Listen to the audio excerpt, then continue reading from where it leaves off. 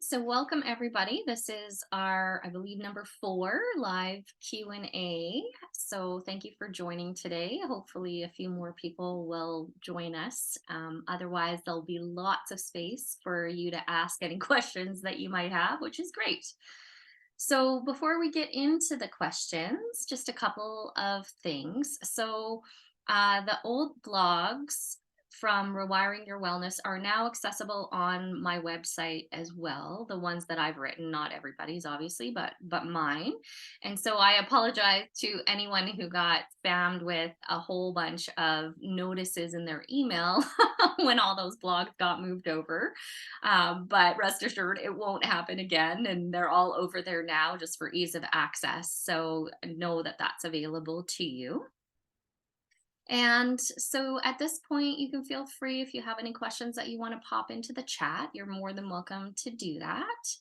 And while we're getting kind of rolling on the questions, I wanted to share something with you just to kind of get us started off. Hi, Glenda. Welcome. Just to get us started off today. And so I'm not usually one for typically quoting things on Instagram, but today I'm making an exception. So I was reading a post and it was a person being interviewed by someone else. And he said that, there was a quote that profoundly changed his life. And what that quote said was, the magic you're looking for is in the work that you're avoiding. And I'll say that one more time. The magic that you're looking for is in the work that you're avoiding. And I know for myself, both personally and professionally, there is a lot of truth in that.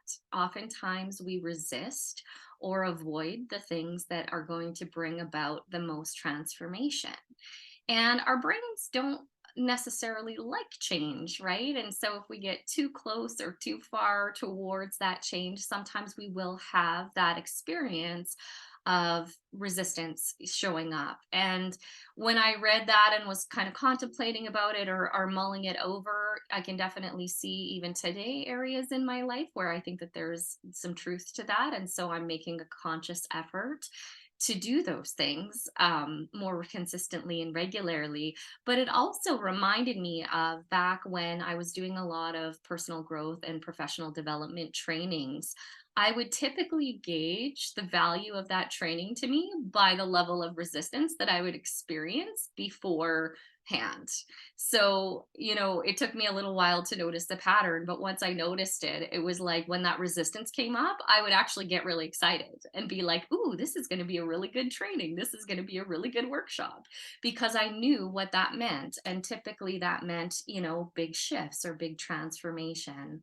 And so the invitation here today or over the next while is to start to become, cultivate that curious observer and just notice, where is the work that you're avoiding without judgment, just being aware, right? What are those parts that we tend to resist, even though we know that they would be good for us, or they've been recommended to us, or our own intuition or inner guidance has suggested that that would be wise, and yet there's a bit of a pushback, right? So let's start to notice those areas, and let's invite ourselves to move past that, to notice it for what it is. Oh, this is something coming up because this could be very transformational for me, and to start to shift, a little bit or lean more into it if possible. All right, so that's my little tidbit for today. And if anybody has any questions, again, you're welcome to pop them in the chat, or if anybody wants to come off of mute and share a question, please by all means raise your hand, let me know. I'm here for you. All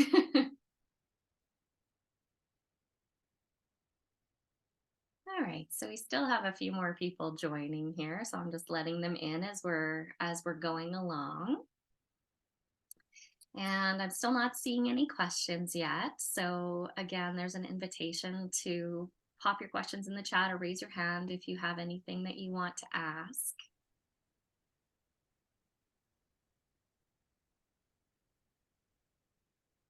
All right, so there's one here from Linda. I would love to hear your tips for morning fatigue. I've recently been learning about polyvagal theory, and I think that I may be in dorsal vagal most of the morning. I would love to have some ideas for shifting out of this state.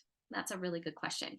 So, the first thing to keep in mind here is remembering that oftentimes the state that we wake up in is shows us kind of where our limbic system is at. So the limbic system goes unmediated for most of the night, right? Because we're not consciously intervening. We're not awake or aware in the same way. And so the state that we wake up in the morning is a bit of an indicator of, okay, this is where my limbic system is at this point in time. So that's the first thing to notice, right? To know that it's like, okay, Limby is still needing maybe a little bit more support or rewiring.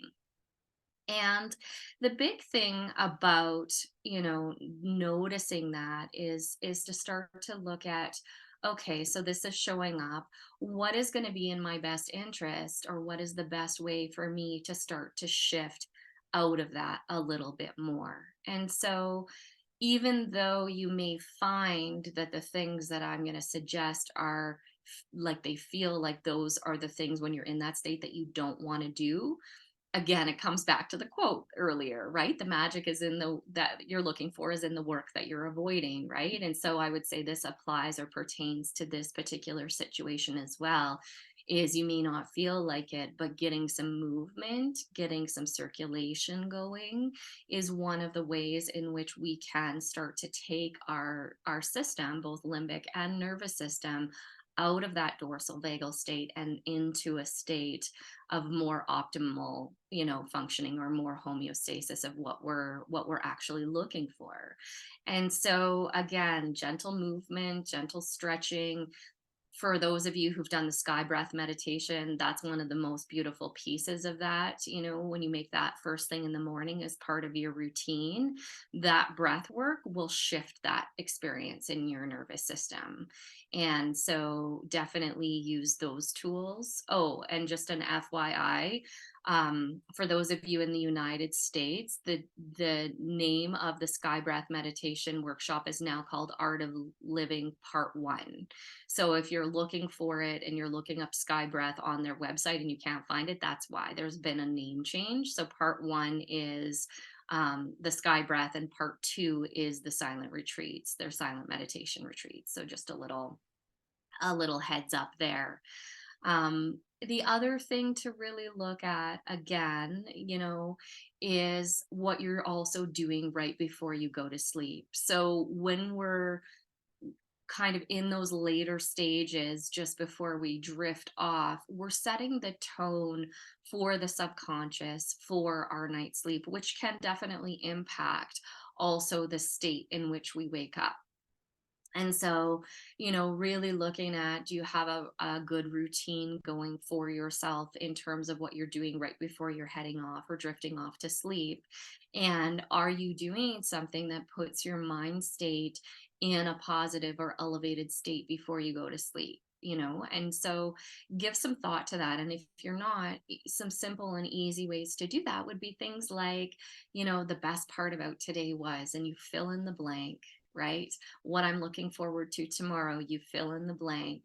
What I'm grateful for, my top three gratitudes right now in this moment or for today, and just create a little bit of that elevated state before drifting off to sleep and see what that does. Now the other thing, sort of another factor to consider here would be, is this a new experience? Is this an ongoing experience? Is this something that kind of comes and goes? So if it is a newer experience or something that's kind of been there before and then was gone for a while and is showing up again, I would say that's probably a pretty good sign that that's the layer of limbic system rewiring that you're working on right now.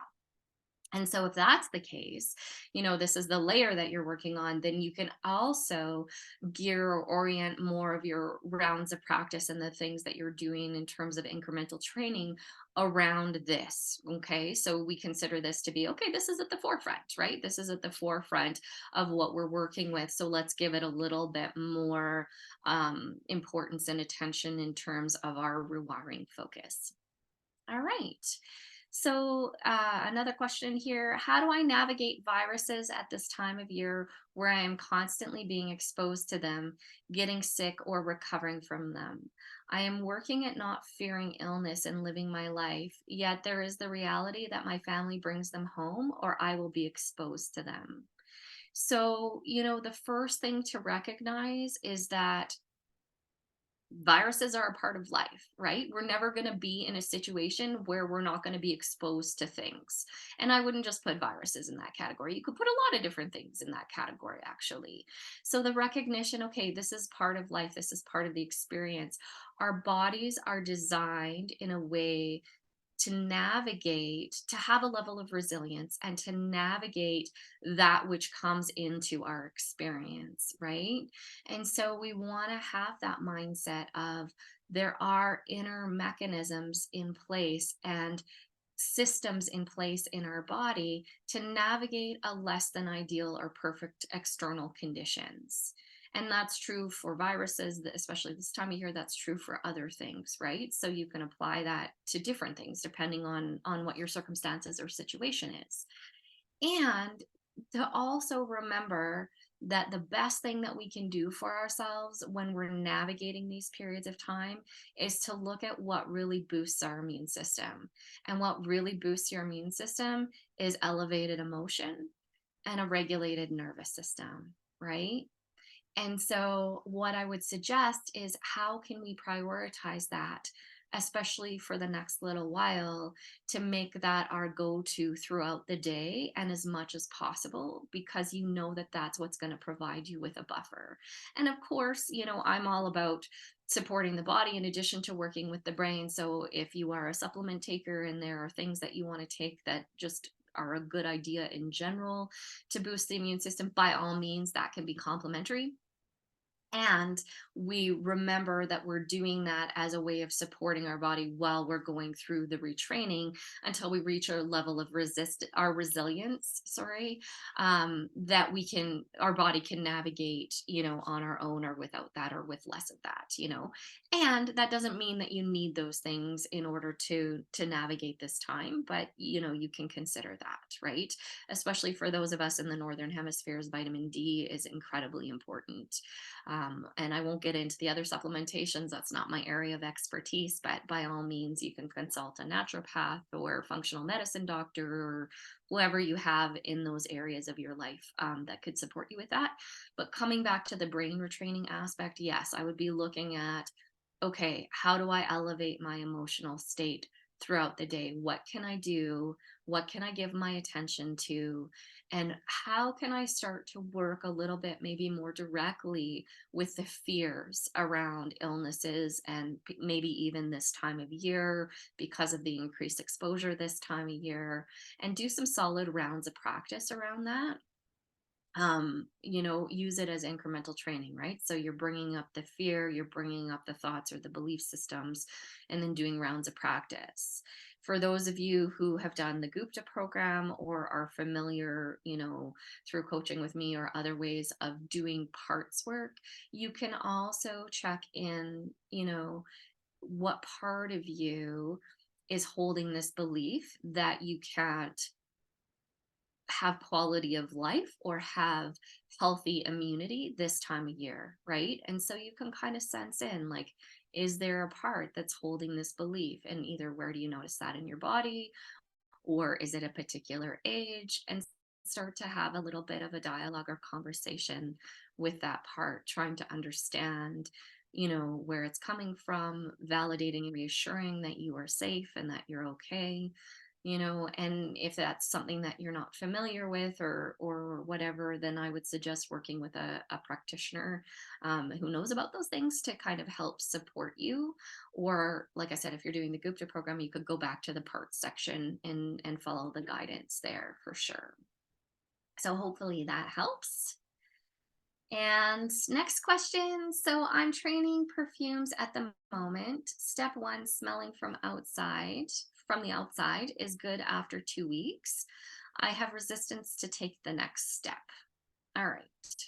So Smelling from the outside, I'm assuming that you just mean like the bottle, or are we talking outside of a store? I'm not entirely clear on what that means. And I'm also not entirely clear on what you mean by the next step. So those would be the things that I would look at. Okay, so what am I looking at for the next step, right? And if the next step is actively, spraying it onto something, or um, on you, or smelling it, that's the part that we want to start to look at. Okay, is this an appropriate next step? We want to do basically like stepping stones, right? So when we're incremental training, big jumps or leaps between one thing and the next thing is not necessarily conducive, or the most helpful for us in moving forward, right? Sometimes less is more, because if we just slightly trigger ourselves, um, and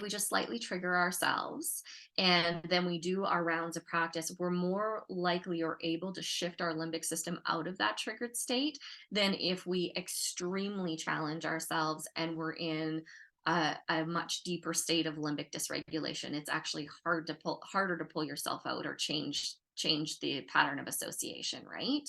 So I see that there's another message here. Right now it's in 2 packages and then 1 package away. And so, I would also look at, so there's resistance to doing that. What are the belief systems that your system is holding around that? And what it could potentially do to you, or the fear that's around that, right? So, are there a lot of beliefs around this being unhealthy, this potentially causing problems? Those are the parts that you want to start to work with, and consider that part of incremental training, and start to challenge, some of those beliefs. Now, when we're talking about chemical products, and I don't know if this perfume is a chemical, like you're talking about a regular mainstream perfume, or if it's a naturally scented with less sort of toxins and chemicals in it, which one we're talking about here. But if we're talking about mainstream chemical products, so I see now it's all natural. I'll come back to that part in a second. But if we're talking about mainstream chemical products, there's two truths. There's the truth that yes, there are lots of chemicals in our environment and in products that aren't ideal for us, right? And that aren't good for us to use. And then there's the other truth that, again, our systems have a level of resilience and capacity to navigate things, and that minute quantities of those particular products are not life threatening, which is what your limbic system thinks, right? And so that's the part that we work with. If it's something that's all natural, which is what it's happening in this case, then this is a beautiful opportunity to really start to work with those belief systems and reinforce the belief and the knowing that all natural products are not harmful or threatening to you. And I would say that would be sort of the next step in your incremental training, is to start to work with those belief systems. So there's a couple of different ways to work with the belief systems. You can bring it up and do a round of practice, and then, go into an elevated emotion, come up with an proclamation or affirmative statement that is opposite to what you currently believe. If you want to work with it that way, that's one way to work with it. Another way to work with it would be, to use Byron Katie's work, which is great in terms of challenging those belief systems when they come up. So let's say the belief system is, this product is harmful to me, when we know it's all natural and we know that it's not. So this belief system comes up, this product is harmful to me. The first question that you would ask yourself is that true? And let's say your system automatically goes to a yes, right? Yeah, of course it's true. The next question is, can you be 100% certain that this is absolutely completely true?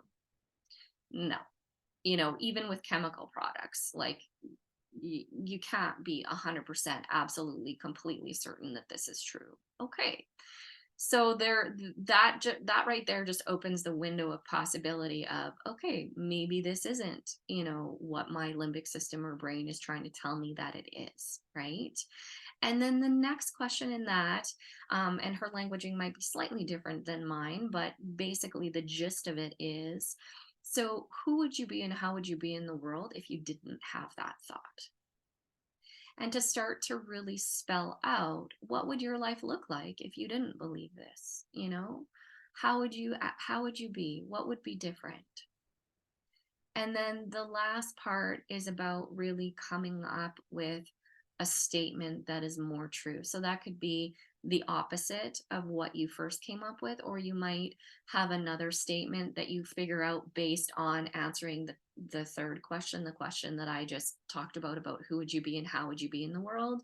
There may be something that comes out of that that you want to use as an affirmative statement or belief to start to adopt.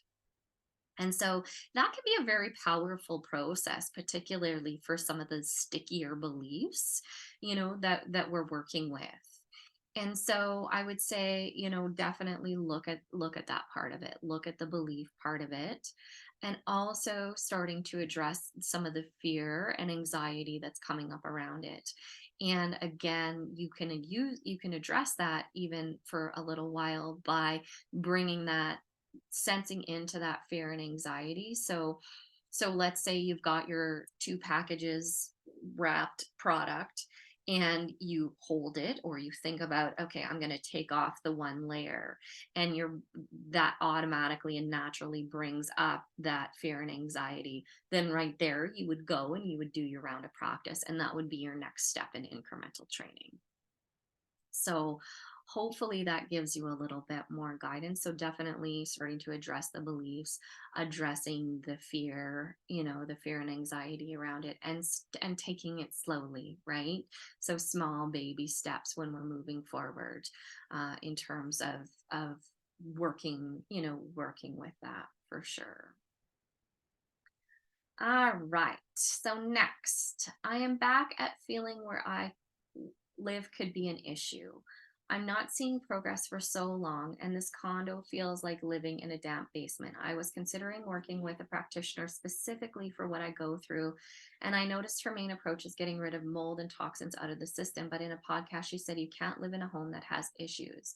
I have nowhere to move. I just go back and forth with this for years because I do feel I have a lot of toxins in the system, and this condo seems like it has issues. The dampness here is not normal. I'm frustrated with the same stagnant situation. I wish I could just move. How do I know what to do with this and to know if my environment is what's keeping my system sick and not able to detox? I want to move forward with this for good. And another part to that is I also use dehumidifiers. I feel my notebooks are like damp and frayed. It's weird here. I haven't been able to let go of this for many years. I have nowhere to move, just frustrated with this issue all along and nothing I can do. So, the first thing to keep in mind, well, there's a lot of things to keep in mind, but let's start here. All right. There is no point in spending time and energy on the things that we cannot control. So we start to look at what is within my control that I can actually address and work on. And there's a lot of, again, here's another area when it comes to mold toxicity. This is another area where there are two truths, right? Like, yes, there are types of mold out there that are not wonderful for us, that can be causing problems. And in a lot of cases, our limbic system is perceiving oftentimes minute quantities of any substance as being life threatening to you. And we don't know in your situation whether there is a mold problem or not. Questionable whether you want to go down that road at this point in time, just because I know you and I know your history, and your limbic system is always looking for something, right? And so we want to kind of keep that in mind and into perspective as well. Always looking for, okay, what is the external cause for the internal things that I'm experiencing. Now, that being said, I don't know definitively. I haven't been to your living space. I don't know definitively whether there is an issue. If it is something that the people that you're living with would be willing to look at, you could potentially consider that for ruling that out. But what I'm saying is, again, coming back, if that's not an option, and if it's not an option to move, that this is where you're living, then coming back to looking at the things that you can control. And we know that even in less than ideal environments, people can recover. People can get to higher levels of functioning. We've seen it all the time. I've also seen concrete evidence in terms of testing from people who have had detoxification issues, that did all the protocols and everything to get stuff out of their system, and none of that worked, and their levels were still high, and they went and they did brain retraining and then retested 6 months later, and their bodies were naturally on their own automatically without detoxification interventions at much lower levels of those particular things, right? And so we know that we're designed, when our nervous system is regulated, when our brain is firing in a way that's conducive to optimal health and well being, our inner healing mechanisms kick in, and we're designed to be able to excrete the things that we need to excrete, to be able to turn our system back into a place of optimal regulation. And we want to take this to an extreme. I think about Joe Dispenza and some of the participants that go through his program, right? I mean, these are people that are, from Western medical point of view, either on their deathbed or in a situation that is absolutely not changeable, and they're healing. So what is that, right? Because they're not going out and doing mold protocols and doing, these other pieces. And lots of times with some of the things that they're talking about, there are no other pieces to do. They've kind of, gone down that road, or have particular issues that don't have any sort of pieces to add to the puzzle in terms of helping them move forward, and yet they are. So what is that, right? The only explanation for that is us directing our own brain neurochemistry, our brain heart coherence, and our emotional state and our belief systems, and using those things to change our behavior and change our relationship with our environment, right? And so this is where we want to start to bring our focus, and to know that, you know, and to know that it is possible. And that, again, for a lot of people can be a bit of a sticky point. It's like, what are your belief systems around healing? What do you believe is possible for you? And if you don't believe that that's possible, what's going to help you get to a place of at least being open to possibility that it is, right? And so it might be, the Byron Katie work that we just talked about. It might be looking at, success stories of other people who were in impossible situations that recovered. It might be, really connecting with that inner essence of you. There might even just be like a little seed within you that knows unconditionally that you're capable, or that knows that you have the ability, or that knows that the essence of you is untouched by all of these physical things, right? Like, you could take it to a spiritual level. The divine essence of you is untouched by all of this. You could go there if you want. There's different ways of approaching that, or connecting into that, resourcing into that. So that's a good thing to consider. Another possible thing to consider, or a way to go, is to start to look at, what are the qualities and characteristics that I need in this situation to help move me forward? What can I draw on? And what are my strengths that I can draw on? Right? And oftentimes we can start to identify, okay, right now what I need is perseverance or grit. Right now, what I need is 100% commitment to elevating my emotional state despite how crappy I feel in this moment physically. What I need is that connection or reconnection with my inner wisdom and allowing that to come forward a little bit more. I'm just pulling things out of the top of my head. I'm sure you probably have other ones, but to start to look at, okay, what are the qualities and characteristics that will help me get through this time? And then how do I bring the next piece to that is how do I bring more of that forth in my life right now? So let's say what we need is perseverance. How can I bring forward more perseverance? And if you're not sure, go back to, can I remember a time where I needed perseverance and I really did persevere? What was it about that time that allowed me to do that? And is that something that I can repeat now? So the things that I'm talking about right now are tools from positive psychology, and they're really evidence based, they're well researched, and they're useful. And so we can start to look, from that angle a little bit as well, and do the best that you can, and watch the level of attention and airtime and over focusing we're giving in general to the things that we're struggling with, right? Because what we focus on is what we grow. So, how much airtime are the challenges that we're having right now taking up versus the amount of airtime we're giving to where we want to go instead, right? And it's easy to get caught up in that when when we're struggling or things are tougher than usual. So definitely, give that some thought too. All right, so it says, I've been experiencing big highs and lows lately, where during the highs, I feel I'm close to recovery, yet then it is followed by a low ebb. I guess I'm going out of my training zone during my highs, but what do you suggest? You could be. You could be going out of your training zone during your highs. It is a common tendency, especially if we have energy its or we're sort of maybe more physically limited when we're struggling. Then when we get into these highs, it's like, yay, let's do everything, right? Let's go everywhere. Let's maybe pack on a little bit too much.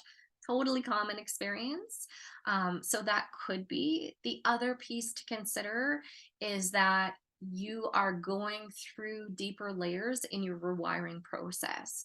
So, what can often happen with people is that we get to these highs in the sense of we're doing really well, our system is well regulated in those quote unquote highs, we're elevated.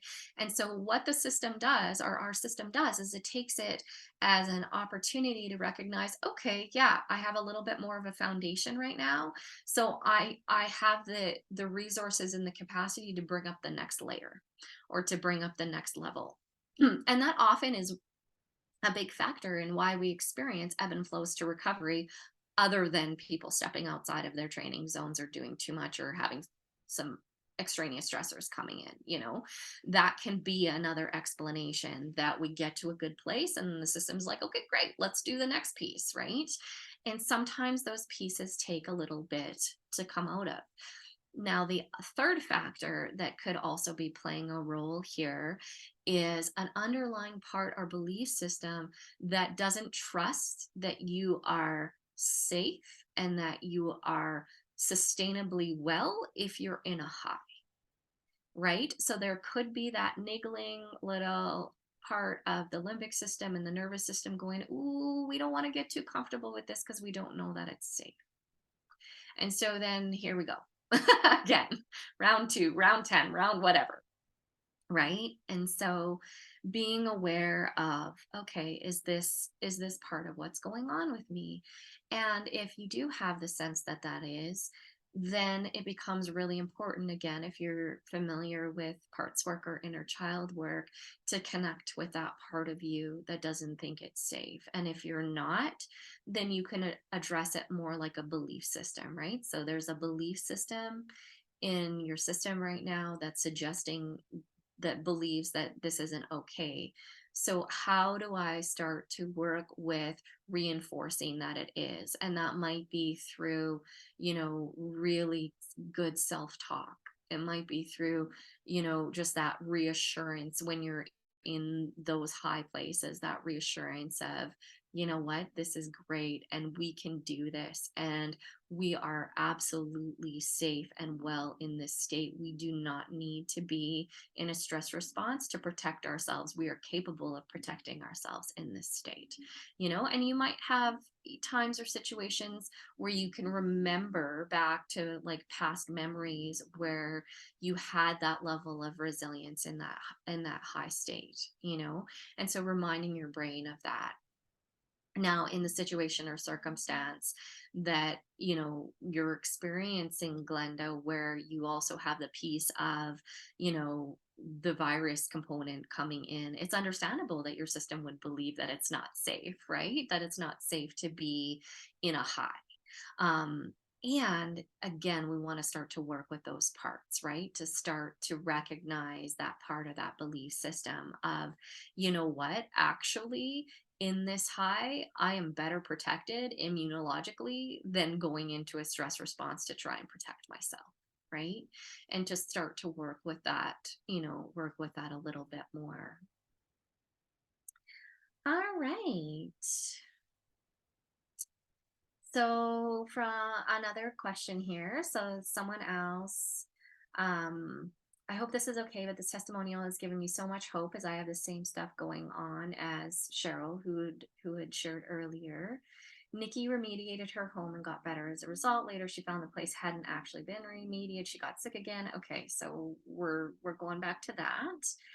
I keep asking myself, is anyone else getting sick living here? And the answer is always no. So I'm really holding on to that and leaning into more certainty about the situation to send messages of safety to my limby. So that's a really good point, right? Is anyone else in this environment experiencing what I'm experiencing, right? And when the answer is no, then again, that starts to help us to question that belief system, right? About the safety of the environment. Also, I've really focused on making my home really cozy and lovely so that I have a lot of positive associations here. That's another really great tool and technique, right?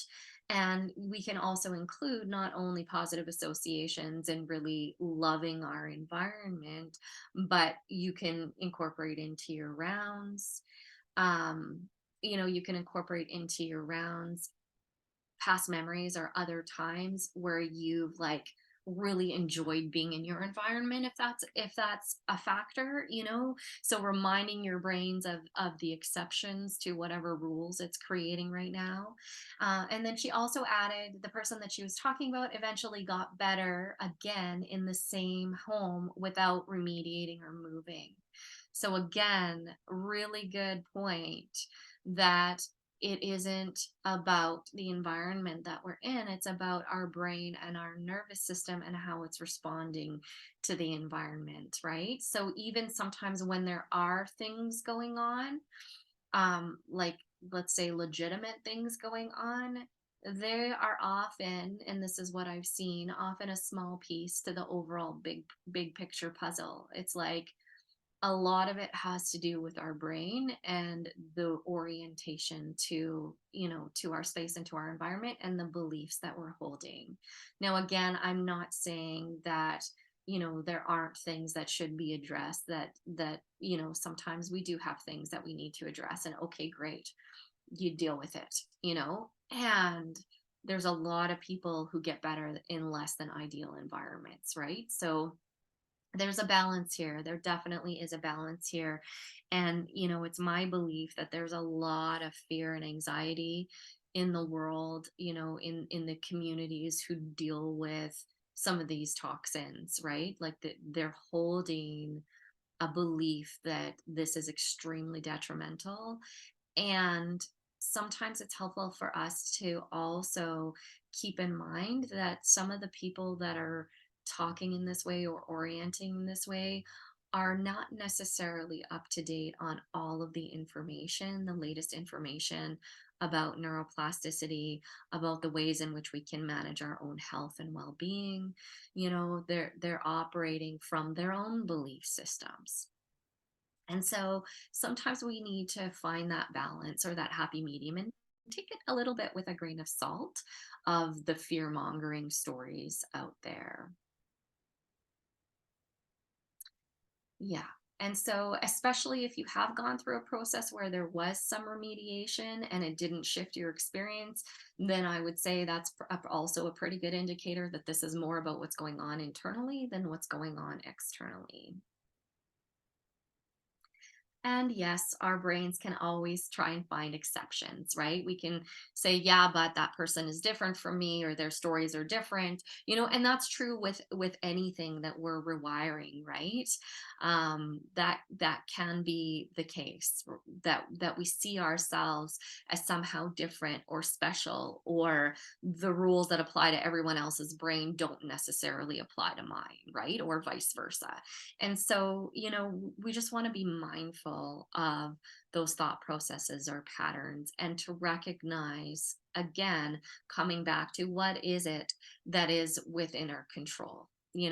What is it that we can work on? And knowing that, or trusting that, we have the capacity to change our inner experience. We have the capacity to move our brain into different ways of firing, even if it is really intense and really overwhelming at times, that we can learn the skill set and develop the tools that enable us to change that, right? And the first step with that is to start to separate or disidentify with those overwhelming thoughts or belief systems, to recognize that you are not that. The essence of you is not that. That is just what your brain is telling you in this moment. These are false messages, or whatever you want to call them, right?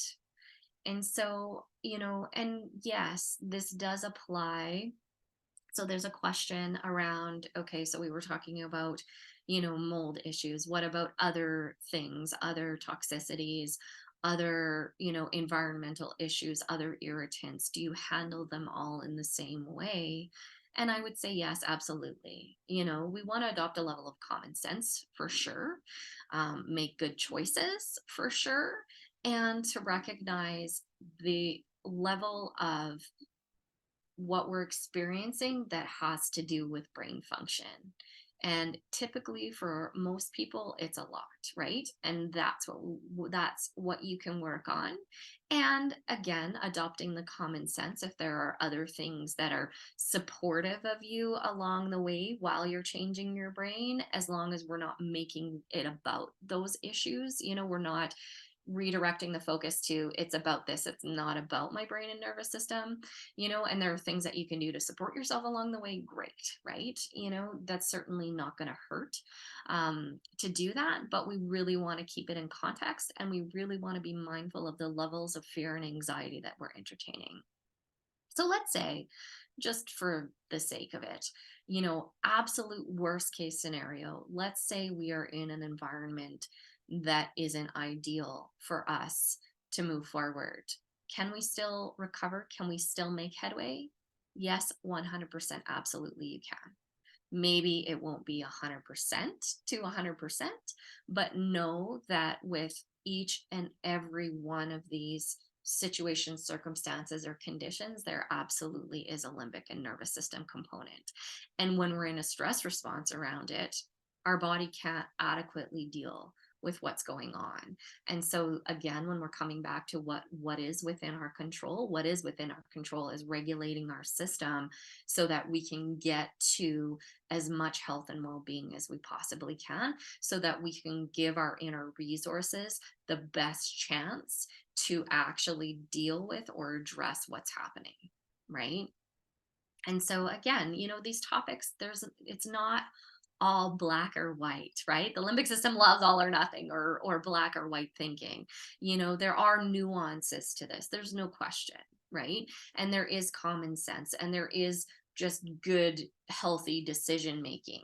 And sometimes when we're trying to figure out what that line is between the common sense and healthy decision making and brain retraining, sometimes it's helpful to ask ourselves, what would a healthy, health conscious person or a health conscious person with a healthy limbic system who is also healthy do, or how would they think about this or orient or address this in this situation?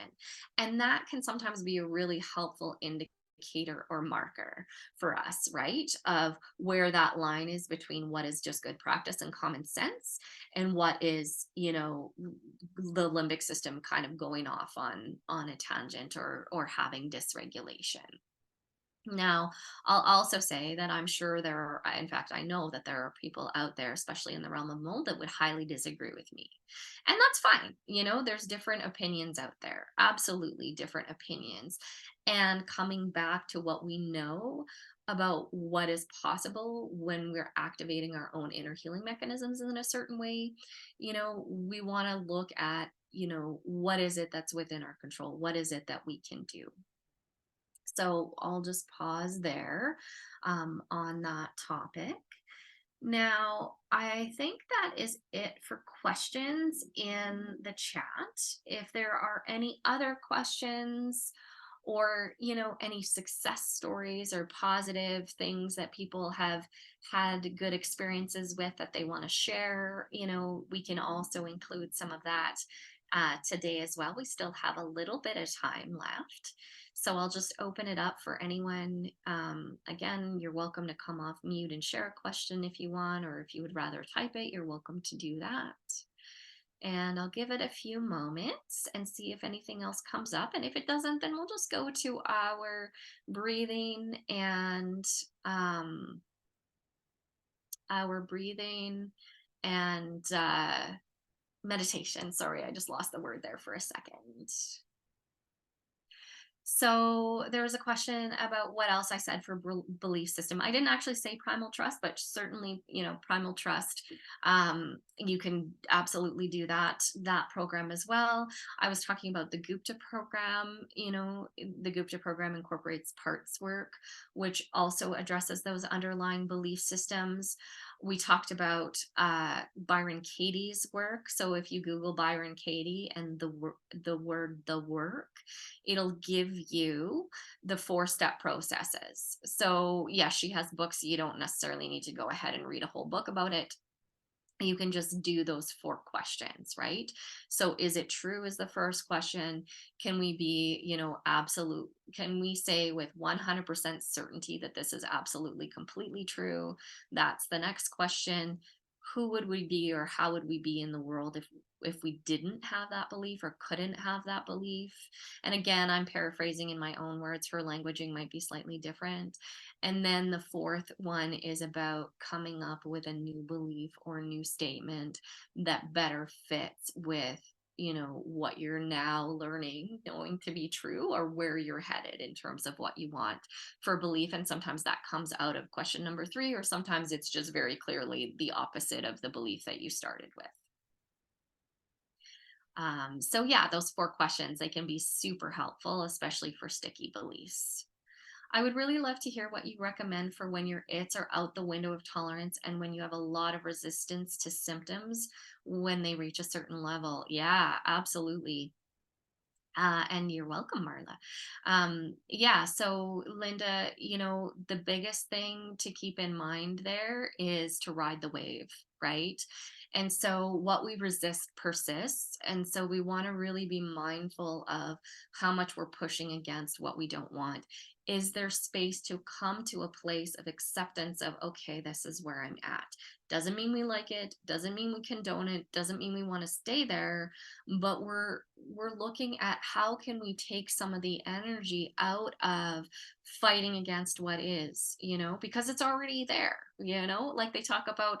This is one of the keys to happiness that they talk about in the Sky Breath course, is the present moment is inevitable. It's already here, right? And so when we learn that and we understand that, then we stop fighting with it because we recognize the pointless nature of fighting with it, right?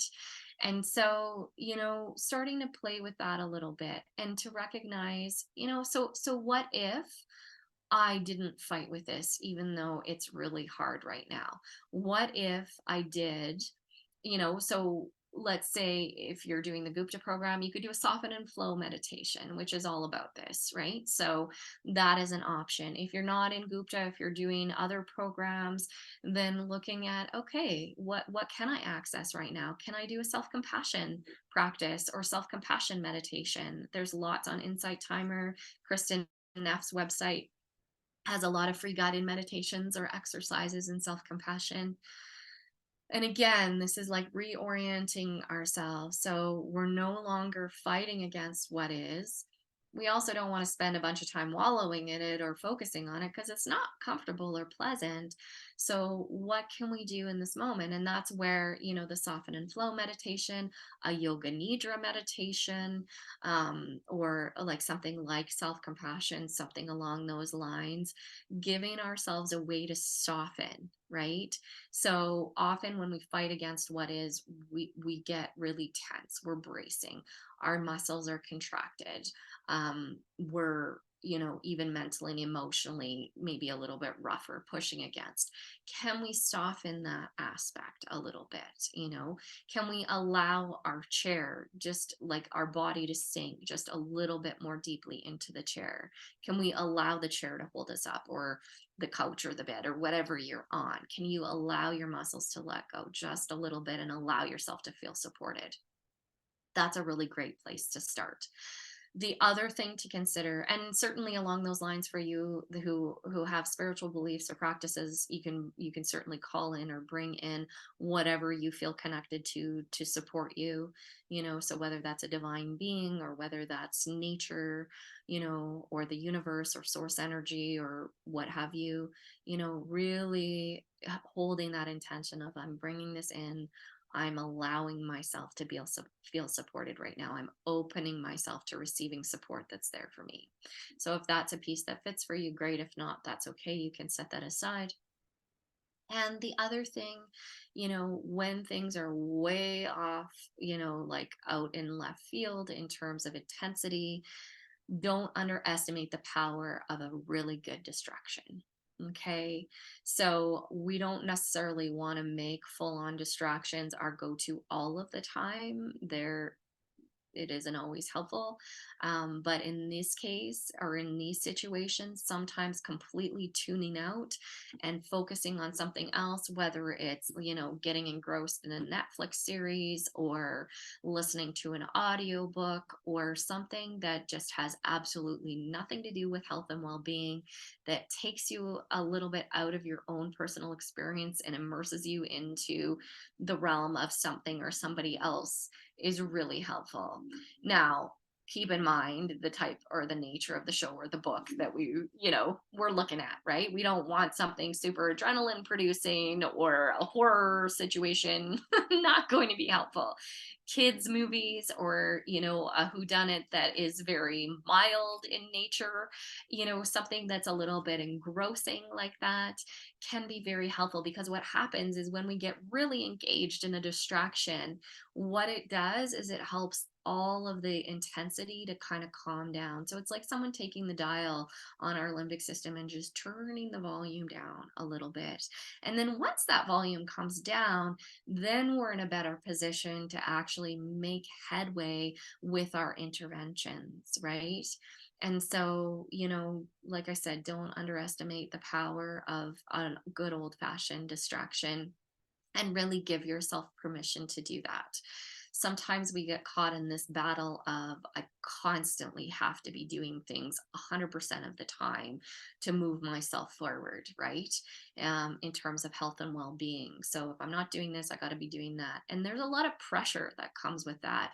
And we want to look at, and I know I've said this in previous Q&As as well, is it's not only just what we're doing, but it's the way in which we're approaching it and what's driving that approach that is also extremely important, and will make a difference in terms of the headway that we make. So if we're coming from a place of pressure, if we're coming from a place of fear and anxiety or a stress response, and we're trying to force things, that's going to, all of that reinforces the very pathways that you're trying to undo. And so it makes it this sort of back and forth tug of war fight, and makes it extremely difficult, to sort of make headway or get some progress happening. So we really want to look at how we're orienting and to let go of that pressure of, you know, am I forcing myself, 100% of the time to constantly be oriented towards health and well-being and doing things to optimize my health and well-being.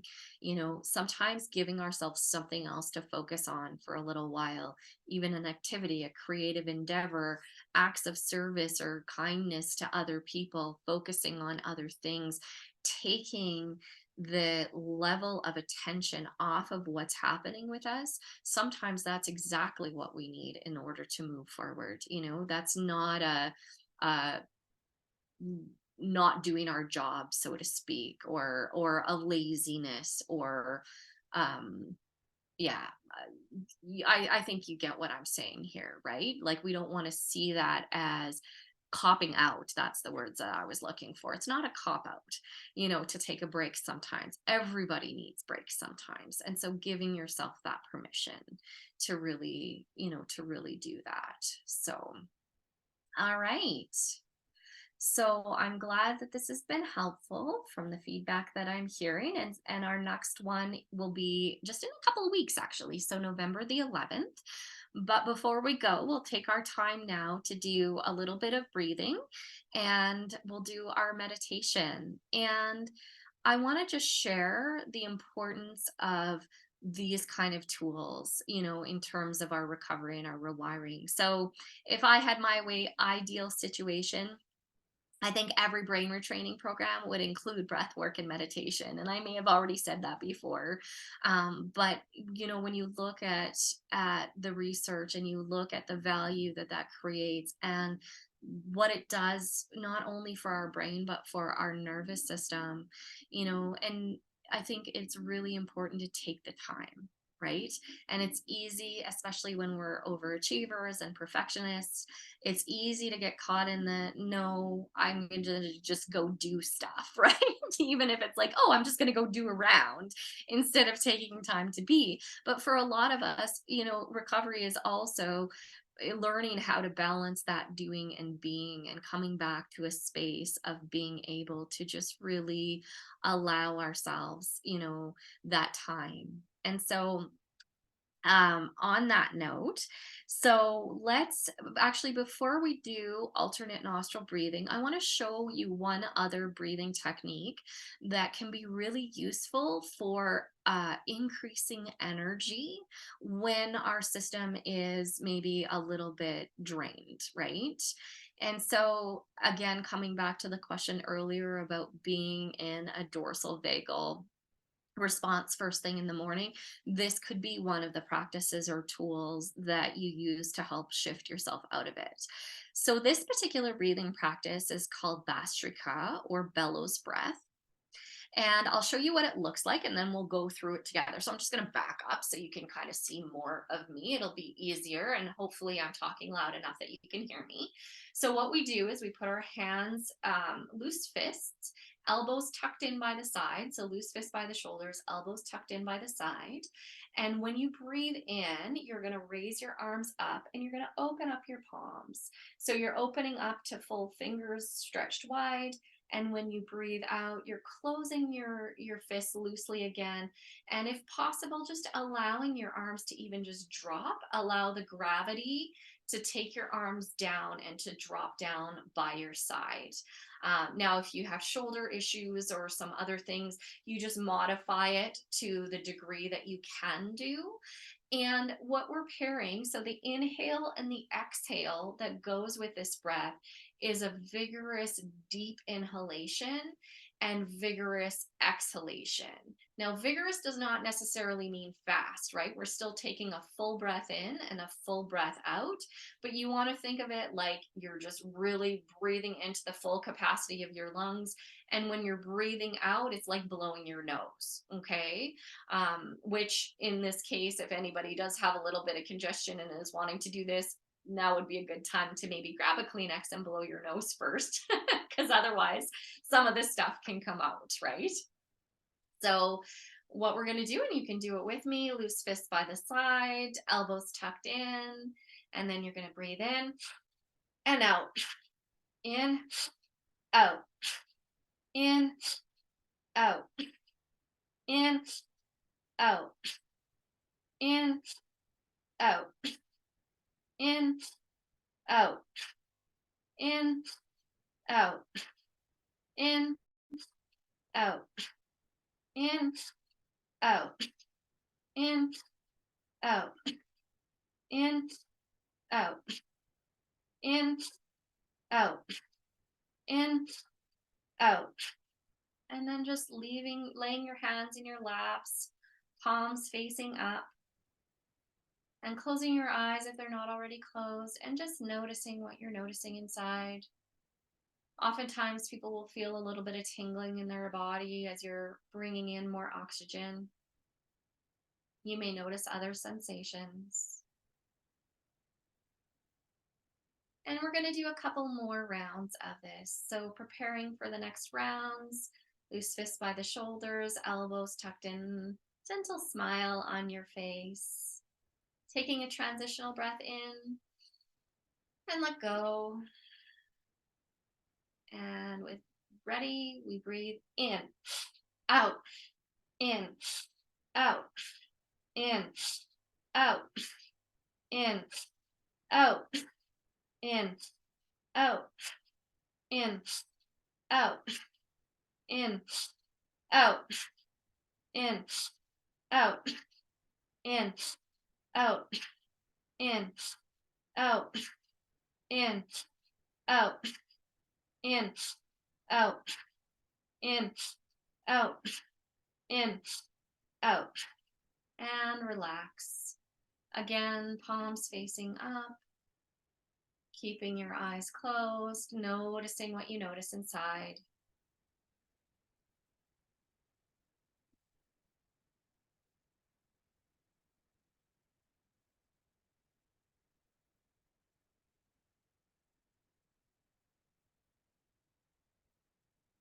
All right, and getting ready for the third and final round of Vastrika. So again, loose fists by the shoulders, elbows tucked in, gentle smile on the face. Transitional breath in and let go.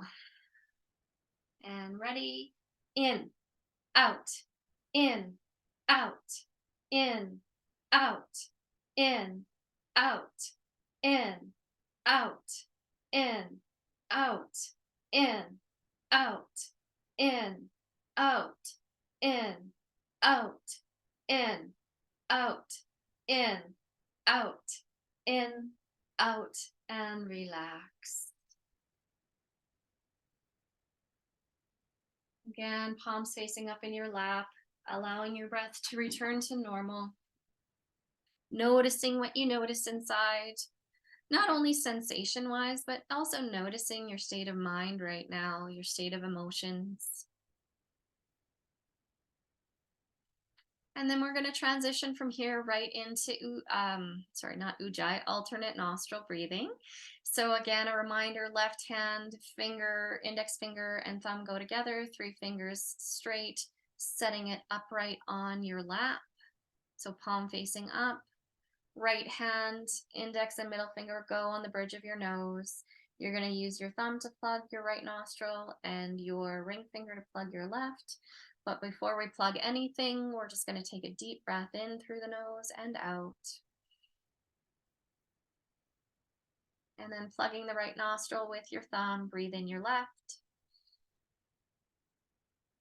Plug your left, breathe out your right. Breathe in your right.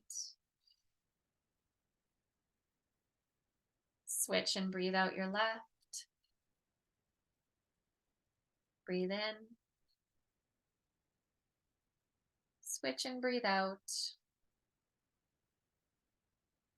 Breathe in. Switch and breathe out.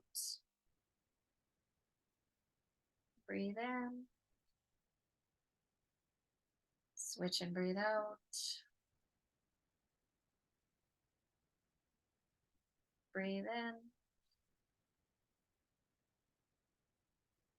Switch and breathe out. Continue a few more rounds on your own. Lengthening the inhale and the exhale.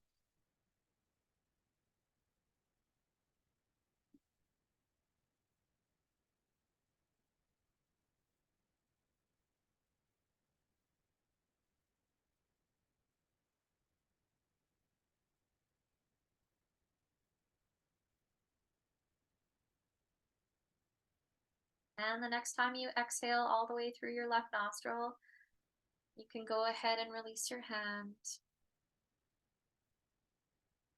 bringing it into your lap, keeping your eyes closed. And we're going to go into the meditation.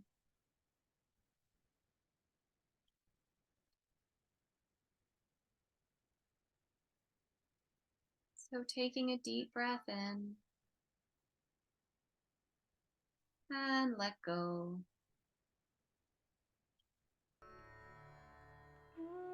Take another deep breath in and let go.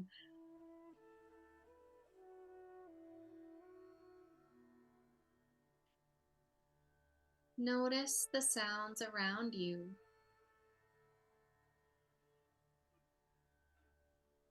Maybe there's traffic going by, or people talking.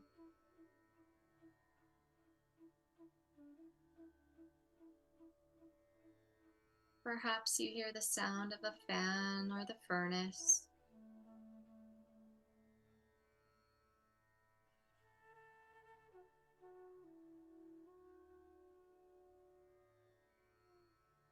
Accepting all the sounds around you.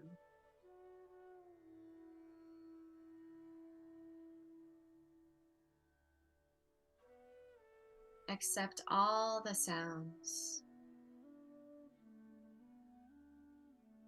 Be in harmony with your environment.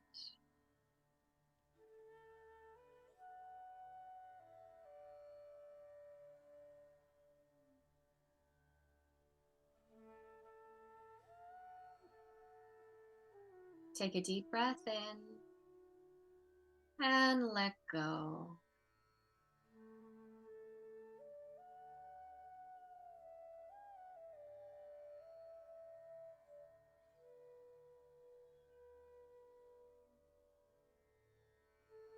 Becoming aware now of your physical body. Your body is a gift from nature or the divine.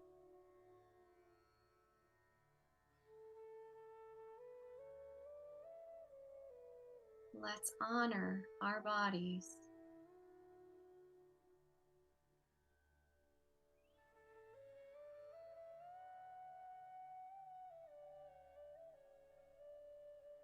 Bringing your attention to your feet.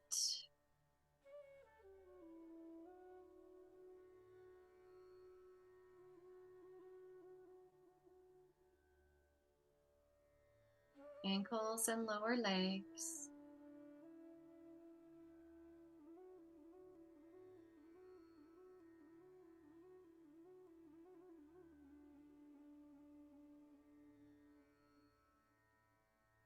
Knees.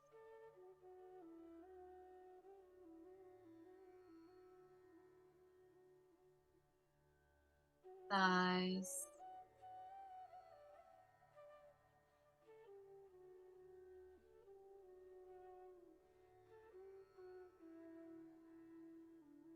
Hips and pelvis.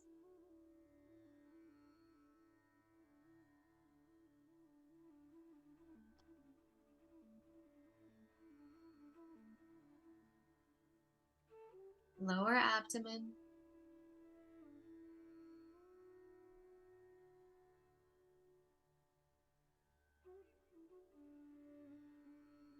Stomach.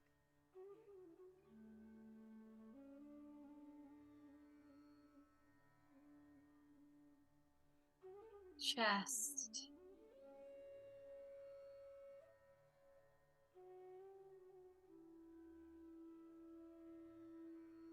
back.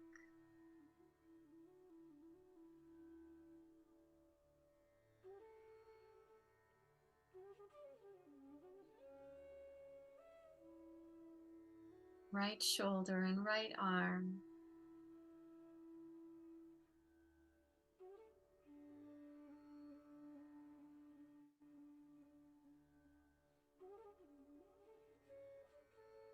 Left shoulder and left arm.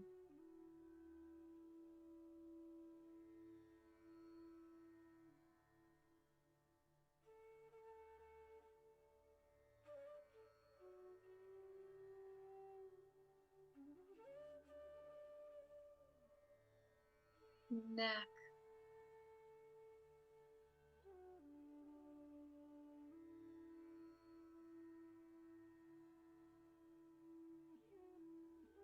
Face.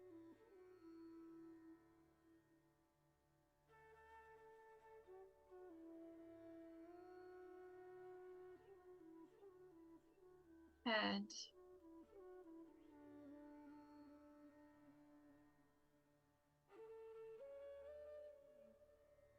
The whole body.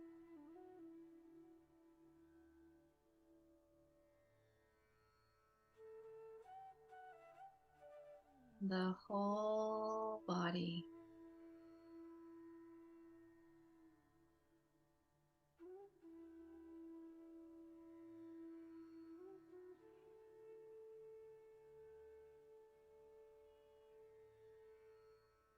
Take a deep breath in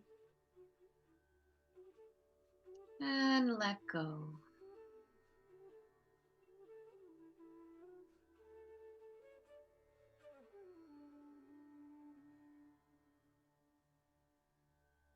Let us become aware of our thoughts, whether good thoughts or not so good thoughts. Let them be.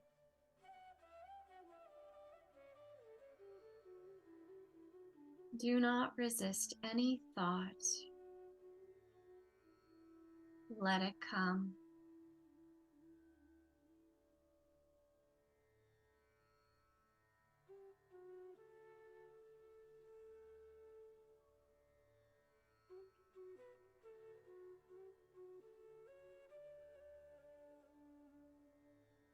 You are now in harmony with your thoughts.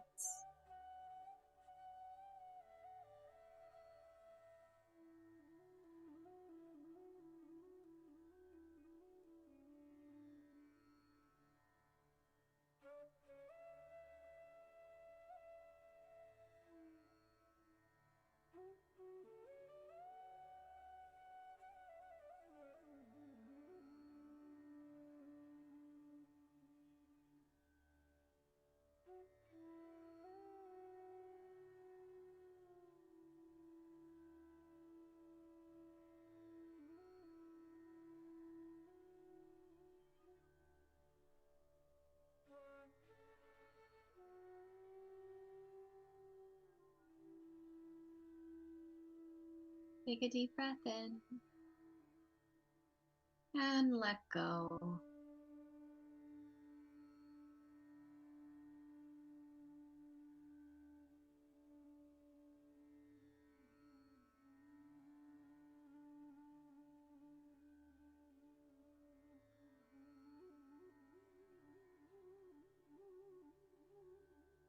Becoming aware now of our feelings.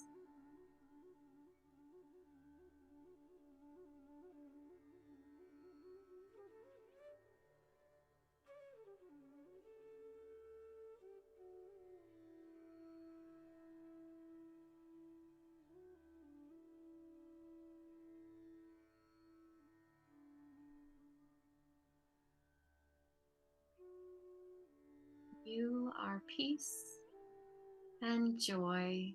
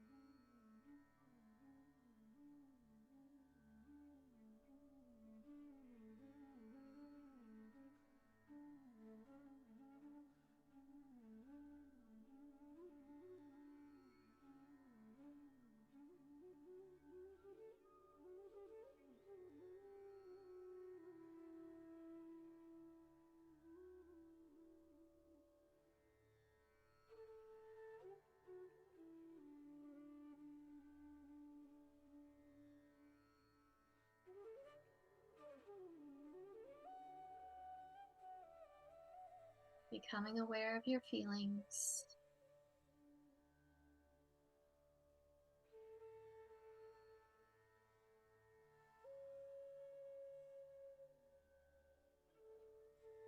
Becoming aware of your thoughts.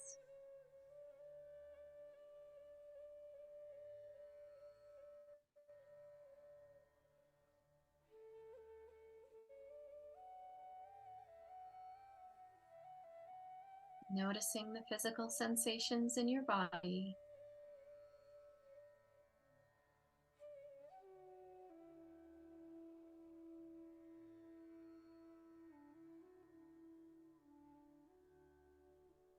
Noticing the sounds around you.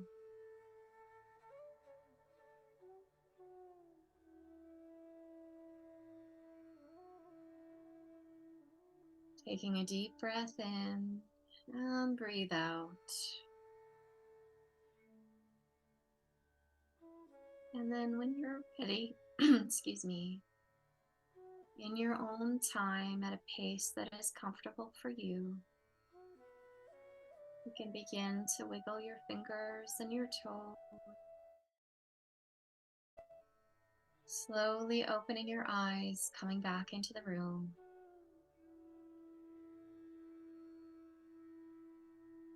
Taking a big stretch if you feel like it.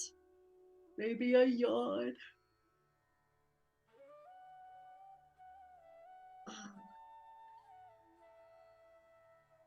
And coming back to the here and now.